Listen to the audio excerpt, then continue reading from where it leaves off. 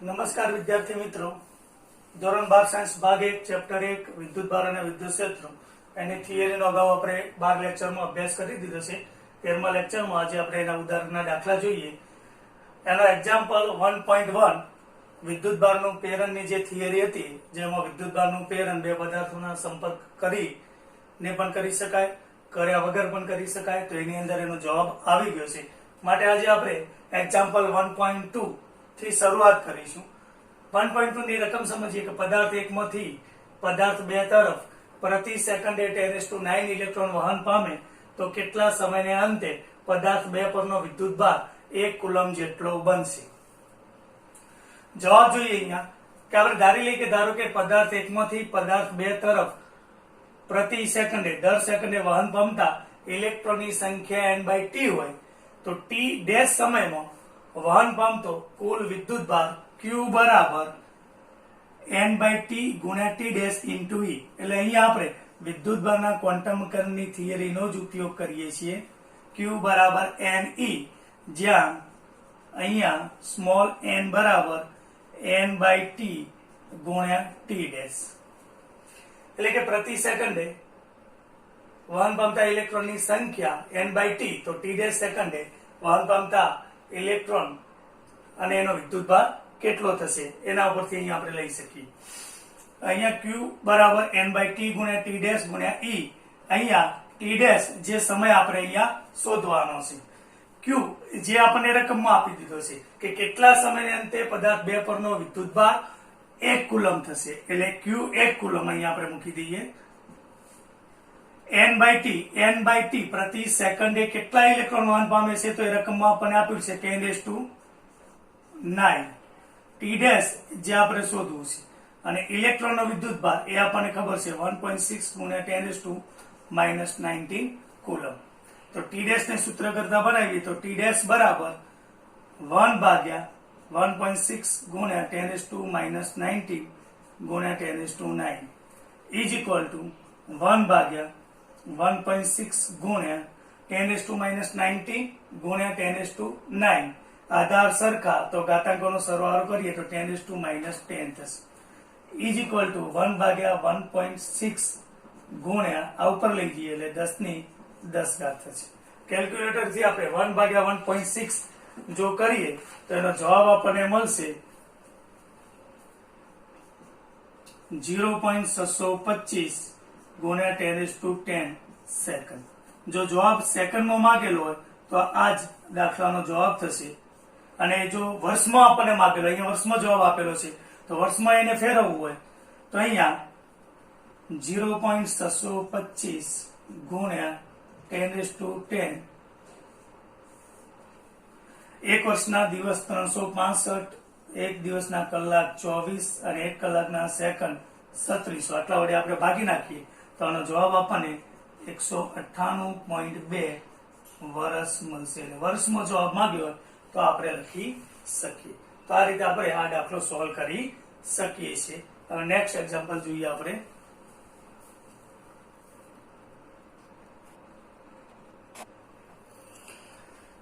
આગળનો એક્ઝામ્પલ મિત્રો 1.3. 1 કપ જેટલા પાણીના જથ્થામાં કેટલો ધન અથવા કેટલો ઋણ વિદ્યુત ભાર હશે એ અહીંયા શોધો. આપણે ધારી લઈએ કે ધારો કે 1 કપ પાણી લઈએ તો એ પાણીનું દર 250 ગ્રામ છે. એટલે અહીંયા એકચ્યુઅલી પાણીનું દર એ રકમમાં આપવું પડે. એટલે અહીંયા આપણે ધારી દીધું કે 1 કપ પાણીનું દર એ 250 ગ્રામ છે. હવે પાણીના એક અણુમાં, પાણીનું અણુ સૂત્ર આપણે જાણીએ છીએ H2O. એટલે પાણીના એક અણુની અંદર 2 હાઇડ્રોજન પરમાણુ અને 1 ઓક્સિજનનો પરમાણુ હોય છે, બરાબર. અને આપણે જાણીએ છીએ એ પ્રમાણે અહીંયા 1 ઓક્સિજન ને 2 હાઇડ્રોજનના પરમાણુ હોવાથી અહીંયા 2 + 8 એટલે કે E = 10 આટલા ઇલેક્ટ્રોન, અને જેટલા ઇલેક્ટ્રોન હોય એટલા જ પ્રોટોન આવેલા હોય છે. ધારો કે આ સંખ્યાને આપણે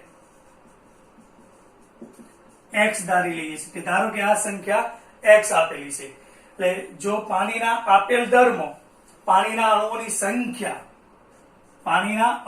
સંખ્યા આપેલા દરમાં પાણીના અણુઓની સંખ્યા આપણે n જેટલી હોય તો એમાંના ધન અથવા ઋણ વિદ્યુત ભારનું મૂલ્ય વિદ્યુત ભારના ક્વોન્ટમીકરણ પ્રમાણે Q બરાબર ne અહીંયા સ્મોલ n બરાબર કેપિટલ L ઇન્ટુ x થશે, એટલે અહીંયા nxe આપણે ધારી લઈએ, એટલે q બરાબર nxe થશે. હવે પાણીના આપેલા જથ્થામાં પાણીના અણુઓને મોલની સંખ્યા, જો મોલ સંખ્યા આપણે 11મા ધોરણમાં શીખી ગયા છીએ, મ્યુ ધારી લઈએ તો મ્યુ બરાબર n બાય na.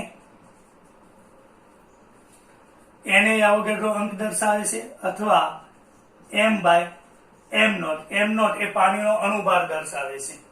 અહીંયા m નોટ એ પાણીનો અણુભાર દર્શાવે છે.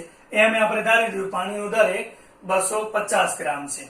તો અહીંયા આપણે પાણીનો અણુભાર શોધવો, તો અણુભાર શોધવા માટે કેમિસ્ટ્રીમાં આવે છે, તો અહીંયા પાણીની અંદર હાઇડ્રોજનના 2 અણુઓ છે, એટલે 2 ઇન્ટુ હાઇડ્રોજનનો પરમાણુ ભાર વત્તા ઓક્સિજનનો 1 અણુ છે, એટલે 1 ઓક્સિજનનો પરમાણુ ભાર, એટલે 2 ઇન્ટુ 1 અને ઓક્સિજનનો પરમાણુ ભાર 16 છે. એટલે અહીંયા 2 પ્લસ 16 એટલે ટોટલ 18 ગ્રામ પ્રતિ મોલ એ આપણને m નોટ નું મૂલ્ય એટલે કે પાણીનો અણુભાર મળશે. એવોગાડ્રો અંક જેની કિંમત આપણે જાણીએ છીએ, અચળ કિંમત છે Na બરાબર 6.02 અથવા 23 ગુણ્યા 10⁻23 અહીંયા આપણે લઈએ છીએ.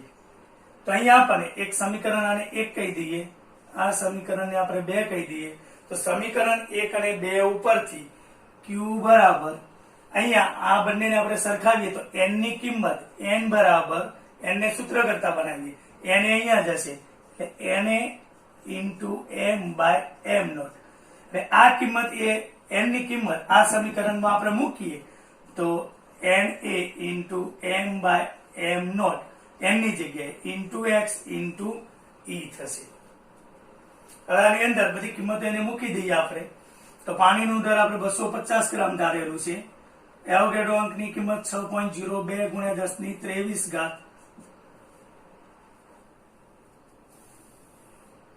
x, તો x ની કિંમત અહીંયા આપણે ઇલેક્ટ્રોન અથવા પ્રોટોનની સંખ્યા જે આપણને અહીંયા 10 આપેલી છે, ઇલેક્ટ્રોનનો વિદ્યુતભાર 1.6 ગુણ્યા 10⁻19 ભાગાકારમાં અણુભાર આપણે શોધ્યો 18, તો q બરાબર આનું કેલ્ક્યુલેટર થી સાદું રૂપ આપતા 1.338 ગુણ્યા 10⁻7 કુલમ.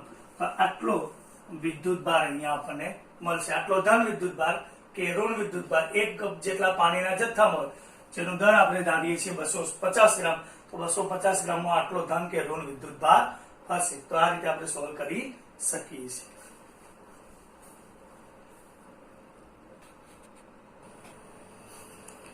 ઉદાહરણ 1.4 મિત્રો, કે એની રકમ જોઈએ કે આપેલા નિશ્ચિત અંતરે સ્થિર રહેલા a, એમાં પહેલું ઇલેક્ટ્રોન અને પ્રોટોન વચ્ચે, સેકન્ડ 2 પ્રોટોન વચ્ચે લાગતા કુલંબીય બળ અને ગુરુત્વાકર્ષણ બળના માનાંકોનો ગુણોત્તર શોધો. બીજો જવાબ માંગ્યો છે કે 1 એંગસ્ટ્રોમ જેટલા અંતરે ઇલેક્ટ્રોન અને પ્રોટોન વચ્ચે લાગતા વિદ્યુત બળને કારણે એની ગતિમાં ઉદ્ભવતા પ્રારંભિક પ્રવેગોનો માનાંક શોધો, એનું મૂલ્ય શોધવાનું છે. એમાં આપણે પહેલું જોઈએ a,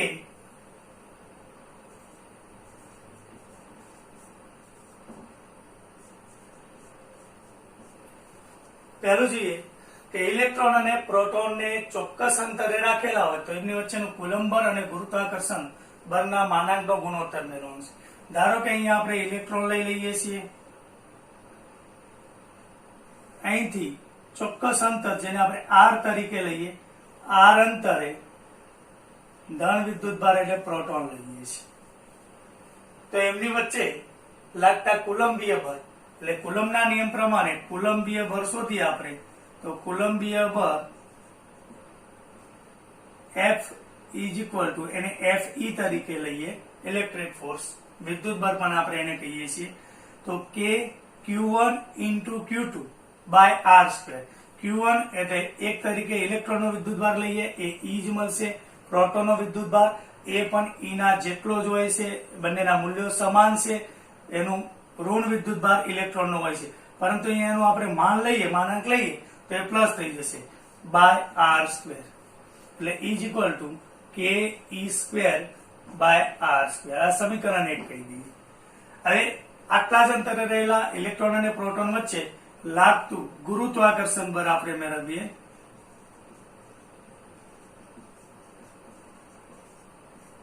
જેને આપણે Fg કહી દઈએ. તો સૂત્ર છે G ઇલેક્ટ્રોનનું દર પ્રોટોનનું દર બાય આર સ્ક્વેર. બંને નિયમો એ વ્યસ્ત વર્ગના નિયમને અનુસરે છે.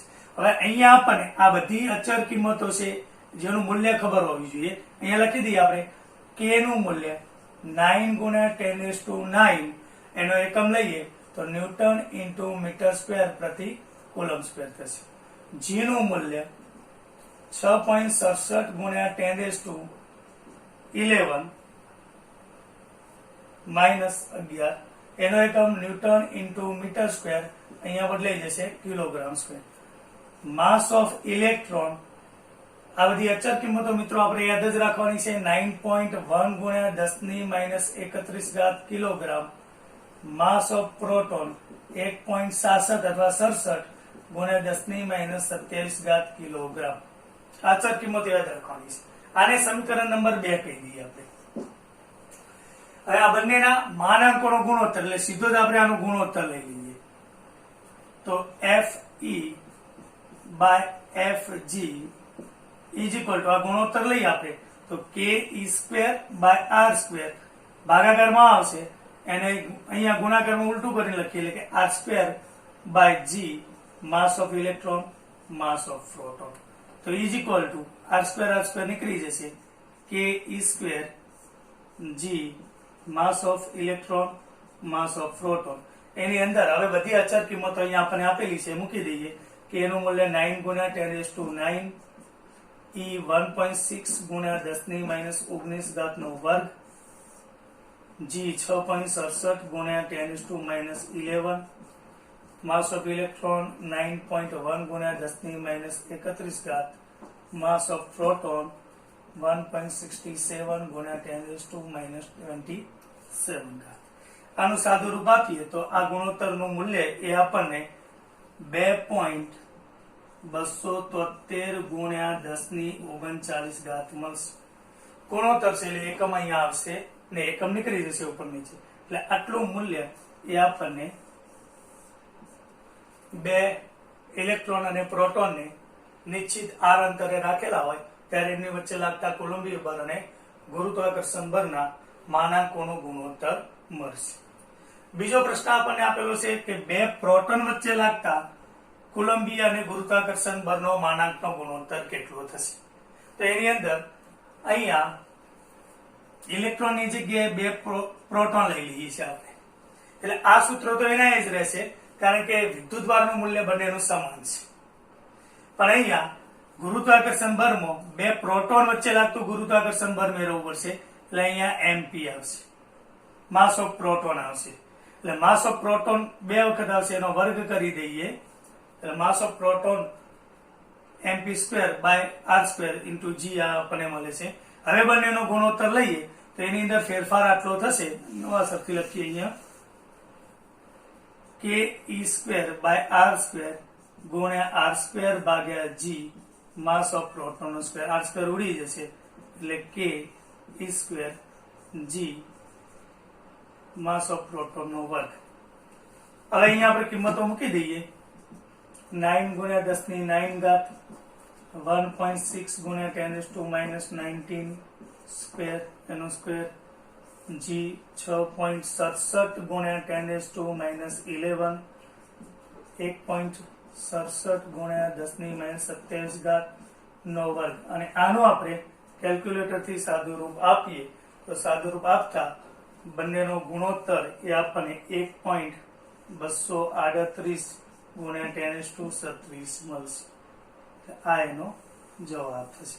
તો બે પ્રોટોનને આ જેટલા નિશ્ચિત અંતરે રાખેલા હોય તો એમની વચ્ચે લાગતા કોલંબીય બળ અને ગુરુત્વાકર્ષણ બળના માનનો ગુણોત્તર એ આટલો આપણને મળે છે. બીજો પ્રશ્ન છે કે 1 એંગસ્ટ્રોમ જેટલા અંતરે ઇલેક્ટ્રોન અને પ્રોટોન વચ્ચે લાગતા વિદ્યુત બળને કારણે એના વેગમાં ફેરફાર થાય છે, એટલે જે ઉદ્ભવતા પ્રારંભિક પ્રવેગના માનાંક અહીંયા આપણે શોધવાના છે.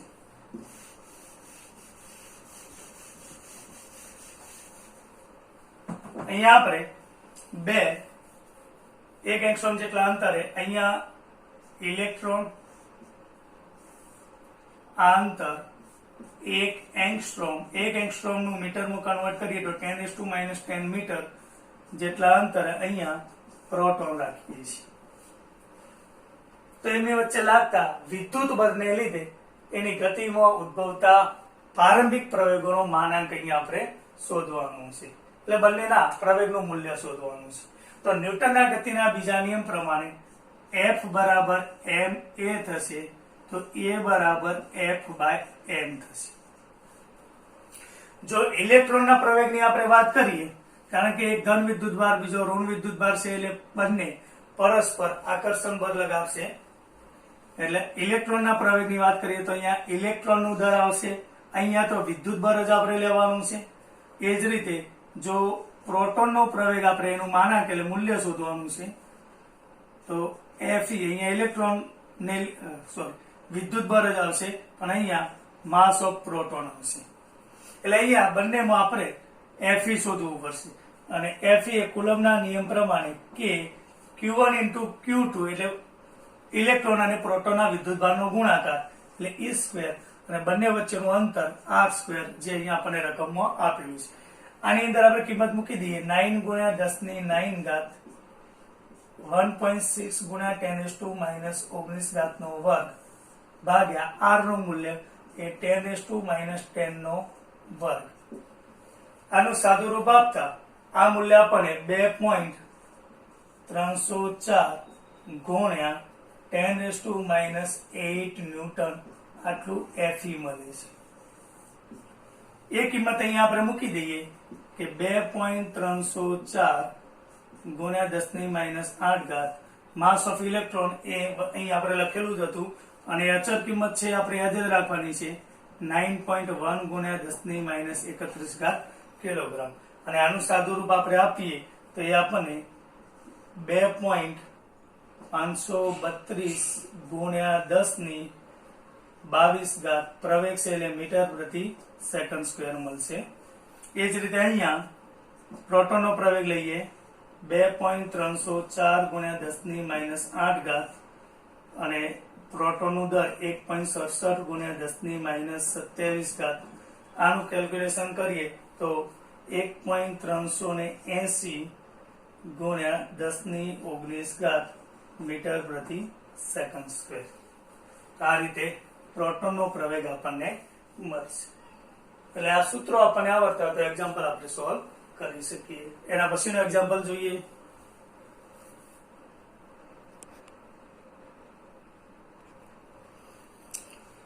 આગળનો એક્ઝામ્પલ મિત્રો 1.5, એની રકમ મોટી છે, લઈ આપણે લખતા નથી, સમજી લઈએ છીએ કે ધાતુના એક સમાન એવા 4 ગોળાઓ ABCD,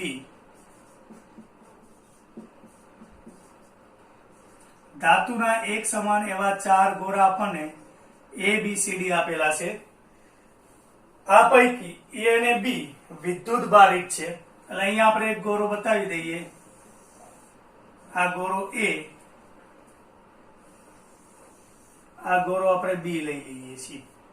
આ બંને ગોળાઓ વિદ્યુત ભારિત છે. ધારો કે A ગોળા પરનો વિદ્યુત ભાર QA લઈ લઈએ, આ ગોળા પરનો B ગોળા પરનો વિદ્યુત ભાર આપણે QB લઈ લઈએ છીએ. આગળ રકમ આપેલી છે. જ્યારે C અને D જે છે એ વિદ્યુતની દ્રષ્ટિએ તટસ્થ છે. અહીંયા આપણે ગોળો C લઈ લઈએ. જો આને QC કહીએ તો વિદ્યુતની દ્રષ્ટિએ તટસ્થ, એટલે એના પર કોઈ નેટ વિદ્યુત ભાર નથી, ચોખ્ખો વિદ્યુત ભાર નથી, એટલે QC 0. અને એ રીતે D ગોળો લઈ લઈએ, એના માટે પણ QD 0 આવશે. ત્યારબાદ આપેલું છે કે A અને B વચ્ચે અમુક અંતરે F જેટલું બળ લાગે. ધારો કે આ બંને ગોળાઓના કેન્દ્ર વચ્ચેનું અંતર આપણે R લઈ લઈએ, તો એ વખતે એમની વચ્ચે લાગતું બળ જે છે એ F છે, અને કુલમ્બના નિયમ પ્રમાણે F બરાબર K QA QB by R² થશે. આને સમીકરણ નંબર 1 કહી દઈએ. આગળ આપેલું છે, હવે C અને A ને સંપર્કમાં લાવી છૂટા પાડવામાં આવે છે. એટલે આ ગોળો C અને આ ગોળો A બંનેને આપણે અહીંયા સંપર્કમાં લાવી દઈએ. ધારો કે આ A છે, આ ગોળો આપણને C છે. તો હવે બંનેનો સંયુક્ત વિદ્યુતભાર કેટલો થશે? તો આ ગોળા પરનો વિદ્યુતભાર QA છે અને આનો વિદ્યુતભાર 0 છે, એટલે આનો સંયુક્ત વિદ્યુતભાર કેટલો થશે? QA જેટલો થશે. હવે આ બે ગોળાઓને આપણે અલગ કરી દઈએ, એટલે અહીંયા એક ગોળો અને અહીંયા C ગોળો છે. હવે વિદ્યુતભારના પ્રેરણ સિદ્ધાંત પ્રમાણે જે થિયરીમાં આપણે શીખી ગયા છીએ કે જ્યારે બે ગોળાઓને ભૌતિક રીતે સંપર્કમાં લાવી અને બંને ગોળાઓ રકમમાં આપેલું છે એ પ્રમાણે ચારે ગોળાઓ સમાન છે, એટલે કે એક જ મટીરીયલના બનેલા છે, સાઈઝ પણ સમાન છે, માટે વિદ્યુતભાર એ બંને ઉપર સરખી રીતે વહેંચાઈ જશે. એટલે આનો વિદ્યુતભાર હવે QA/2 થશે, આનો વિદ્યુતભાર પણ QA/2 થશે. આગળ જોઈએ, એ જ રીતે D અને B એટલે કે આ બંને ગોળાઓને સંપર્કમાં લાવી છૂટા પાડવામાં આવે છે. એટલે આ ગોળો આપણે B લઈ લઈએ, આ ગોળો આપણે D લઈ લઈએ, આના પરનો વિદ્યુતભાર QB, આનો 0, એટલે આનો સંયુક્ત વિદ્યુતભાર કેટલો થશે? QB. હવે એને અલગ કરીએ આપણે, આ B અને આ D, તો અહીંયા QB/2 જેટલો વિદ્યુતભાર થશે, અડધો અડધો વહેંચાઈ જશે, અહીંયા પણ અડધો અડધો વિદ્યુતભાર વહેંચાઈ જશે. ત્યારબાદ આપણને આપેલું છે કે આ રીતે પ્રાપ્ત થયેલા ગોળા A અને B ને અગાઉ જે R અંતરે રાખેલા હતા, જે આપણને 10 સેન્ટીમીટર આપેલું છે, એના કરતા અડધા અંતર એટલે કે 5 સેન્ટીમીટરના અંતરે રાખીએ તો એમની વચ્ચે લાગતું નવું કુલંબીય બળ કેટલું થશે? એટલે હવે આ બંને ગોળાઓ જે નવા આપણને પ્રાપ્ત થાય છે, એ જેના પરનો વિદ્યુતભાર QA/2 છે અને બીજો ગોળો B જેના પરનો વિદ્યુતભાર QB/2 છે, આ બંનેને પહેલા કરતા અડધા અંતરે, એટલે આ આપણને 10 સેન્ટીમીટર રકમમાં આપેલું છે, તો આને આપણે 5 સેન્ટીમીટર લઈએ, અડધા અંતર રાખીએ તો નવું જે વિદ્યુત બળ મળે છે, વિદ્યુત બળને આપણે F' કહીએ, તો એનું મૂલ્ય કેટલું છે શોધવાનું છે. એટલે અહીંયા મિત્રો જોઈએ છે કે બંને ગોળાઓનો વિદ્યુતભાર અડધો થઈ જાય છે, અંતરે અડધું થાય છે, તો એમની વચ્ચે લાગતું વિદ્યુતભાર એટલું જ રહે, એટલે F જેટલું જ મળે. જોઈએ અહીંયા આપણે, તો હવે કુલમ્બના નિયમ પ્રમાણે K QA/2 QB/2 ભાગ્યા R/2 નો વર્ગ, એટલે K QA QB/4 ભાગ્યા R²/4 આ ઉડી જશે, એટલે F' બરાબર K QA QB/R² મળશે. અને સમીકરણ 1 ઉપરથી જોઈએ તો = આપણને F મળશે, એટલે આમ F' = F આપણને મળે. ફરીવાર સમજીએ એક્ઝામ્પલ કે 4 સમાન ગોળાઓ ABCD આપણને આપેલા છે, ચારમાં A અને B બંને વિદ્યુતભારિત ગોળાઓ છે, જેના પરનો વિદ્યુતભાર QA અને QB આપણે ધારેલું છે, અને C અને D એ વિદ્યુતની દ્રષ્ટિએ તટસ્થ ગોળાઓ આપેલા છે, જેના પરનો નેટ વિદ્યુતભાર, ચોખ્ખો વિદ્યુતભાર 0 છે. હવે A અને B ગોળાઓને 10 સેન્ટીમીટર જેટલા R બરાબર 10 સેન્ટીમીટર જેટલા અંતર રાખીએ ત્યારે લાગતું બળ F એ કુલમ્બના નિયમ પ્રમાણે K QA QB/R² જેટલું થશે, જેને આપણે સમીકરણ 1 તરીકે લઈએ છીએ. હવે આપણને આપેલું છે કે ગોળા A ને C સાથે સંપર્કમાં લાવી છૂટા પાડીએ, C સાથે સંપર્કમાં લાવીશું એટલે બંનેનો ટોટલ વિદ્યુતભાર QA થશે, અને વિદ્યુતભારના નિયમ પ્રમાણે, વિદ્યુતભારના પ્રેરણના નિયમ પ્રમાણે બંનેને અલગ કરતા એ વિદ્યુતભાર અડધો અડધો બંને ઉપર સમાન રીતે વહેંચાઈ જશે, એટલે QA/2 થશે. એ જ રીતે B ગોળાને D સાથે વિદ્યુત સંપર્કમાં લાવવામાં આવે છે ત્યારે એનો ટોટલ વિદ્યુતભાર QB જેટલો થાય છે, અલગ કરતા QB/2 જેટલો વિદ્યુતભાર થાય. આ રીતે પ્રાપ્ત થયેલા બંને ગોળાઓને પહેલા કરતા અડધા અંતરે એટલે કે 5 સેન્ટીમીટર જેટલા અંતરે આપણે રાખીએ તો એમની વચ્ચે કેટલું વિદ્યુત બળ નવું લાગશે, તો F' એ સાદુરૂપ આપતો આપણને F જેટલું જ મળે છે. કારણ કે અહીંયા આપણે વિદ્યુતભાર અડધો થયો તો અંતર પણ અડધું થાય છે, એટલે એનું કુલંબીય બળ બદલાશે નહીં. તો આ રીતે આ એક્ઝામ્પલ આપણે સોલ્વ કરી શકીએ છીએ.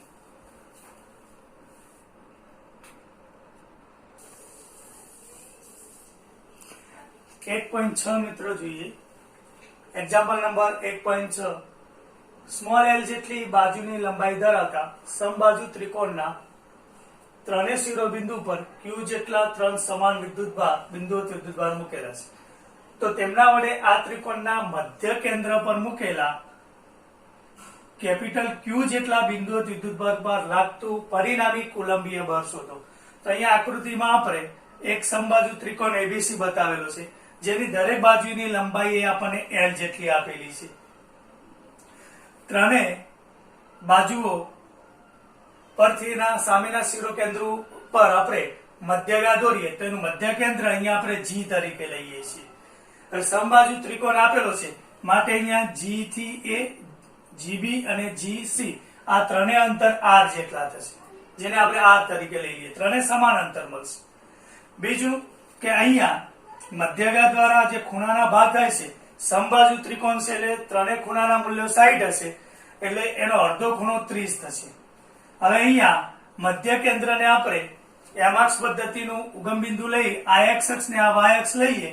હવે બરાબર સમજો મિત્રો કે ત્રણેય શિરોબિંદુ પર Q જેટલો આપણે વિદ્યુતભાર મૂકેલો છે અને એના મધ્ય કેન્દ્ર G ઉપર કેપિટલ Q જેટલો વિદ્યુતભાર મૂકેલો છે. તો આ ત્રણેય વિદ્યુતભારોને લીધે મધ્ય કેન્દ્ર પર મૂકેલા વિદ્યુતભાર પર લાગતું પરિણામી કુલંબ બળ શોધવું છે. એ પરિણામી કુલંબ બળને જો આપણે FG કહી દઈએ તો A ને લીધે G ઉપર લાગતું બળ વત્તા B ને લીધે G ઉપર લાગતું બળ વત્તા C ને લીધે G ઉપર મૂકેલા વિદ્યુતભાર પર લાગતું બળ, આ ત્રણેયનો સરવાળો એ પરિણામી બળ અહીંયા આપણને મળશે. હવે સમજવાનું એ છે કે અહીંયા આ યુગ્મકોણની રચના થાય છે. જો આ ખૂણો 30 હોય, સમબાજુ ત્રિકોણ છે એટલે એનો અડધો ખૂણો 60 ભાગ્યા 2 એટલે 30 થશે, એટલે આ ખૂણો 30 થશે. હવે અહીંયા કે એ B ને લીધે G ઉપર લાગતું બળ જેને આપણે FGB કહીએ તો એ સમતલમાં છે, એટલે અહીંયા આપણે જોઈએ તો ત્રીજા ચરણમાં છે, એટલે એના આપણે બે ઘટકો લઈએ. તો એક ઘટક આપણે જેને ખૂણા સાથે બનાવેલો ઘટક જે આપણે છે cos ઘટક લઈએ, એ FGB cos 30 અને ઋણ x અક્ષની દિશામાં છે એટલે -i કેરેટ લઈએ છીએ, એટલે -FGB cos 30 i કેરેટ થશે. અને બીજો ઘટક -FGB sin 30 j થશે, j કેરેટ y અક્ષની દિશામાંનો એકમ સદિશ. આ પ્લસ y તો નીચેની ઋણ y થશે. એ જ રીતે G પર રહેલા વિદ્યુતભાર પર C પર રહેલા Q વિદ્યુતભારને લીધે લાગતું બળ FGC લઈએ તો એના પણ આપણને બે ઘટક મળશે. FGC cos 30 i caret plus x ની દિશામાં આપેલું છે અને નીચે તરફ FGC sin 30 j કેરેટ, બરાબર. એ પણ અહીંયા આપણને ઋણ મળશે, ઋણ y અક્ષ ની દિશામાં આપેલો છે, એટલે અહીંયા આપણે ઋણ કરી દઈએ.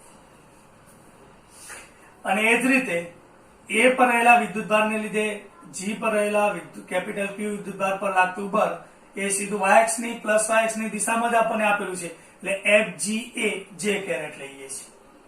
હવે અહીંયા FGA FGB FGC આ ત્રણે બળના મૂલ્યો સમાન મળશે, K Q small q by r square, કારણ કે અંતર સમાન આપણને આપેલું છે.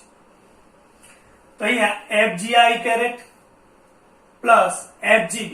હવે સમજવાનું એ છે કે આ બંને જે ઘટક આપણને cos ઘટક આપેલા છે એ સમાન મૂલ્યના અને પરસ્પર વિરુદ્ધ છે, એટલે એકબીજાની અસરને નાબૂદ કરશે.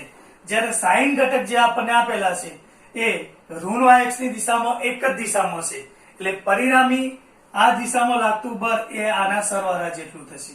તો અહીંયા કિંમત મૂકી દઈએ આપણે, તો FGA ની જગ્યાએ FGA i કેરેટ, FGA ની જગ્યાએ આપણે મૂકવું તો K capital Q small q by r caret into અહીંયા આપણે i caret sorry j caret, અહીંયા આવશે j કેરેટ, આ જે આપણને આપેલું છે j caret minus plus minus minus FGB પણ એટલું થશે K Q small q by r square into sin 30 ની કિંમત 1/2 થશે, એટલે અહીંયા 2 આગળ મૂકી દો ઇન્ટુ j કેરેટ. અહીંયા પણ પ્લસ માઇનસ માઇનસ FGC એ પણ એટલું જ K capital Q small q by r square sin 30 ની કિંમત 1/2 into j caret, K Q small q by r square into j caret.